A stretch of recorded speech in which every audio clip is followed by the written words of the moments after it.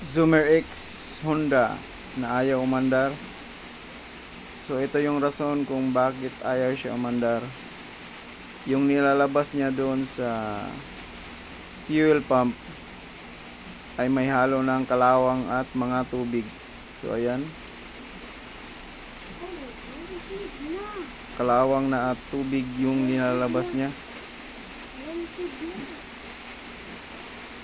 kaya ayaw siya umandar. Guys, tubig na yung laman ng tangke niya. Hindi na amoy gasolina. Oh. Tapos puro kalawang yung tangke niya. Kaya ayaw umandar. Yan. Kung i-start siya, hindi talaga andar. Umiikot yung magneto. Walang check engine. Good yung battery. Kaya ayaw talaga. Kasi yan. Yan guys, oh. So guys, ito yung rason kung bakit hindi siya umandar.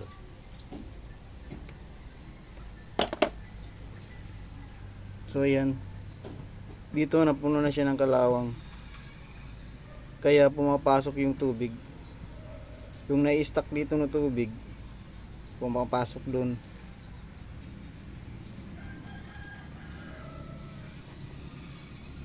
Dahil napuno na siya ng kalawang,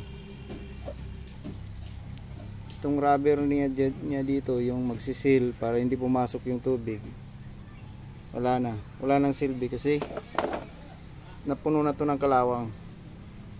Tapos itong filter niya, yan,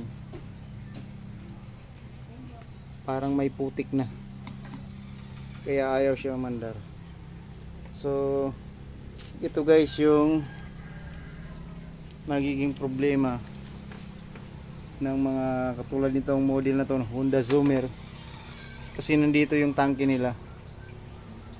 So mas madali silang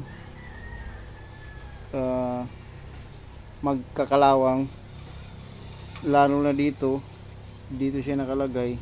Tapos maimbakan siya ng tubig, gaya na to, may istakan ng tubig. Tapos yung tubig na naimbak dito, yun na siya mag unti-unting sisira ng tangke.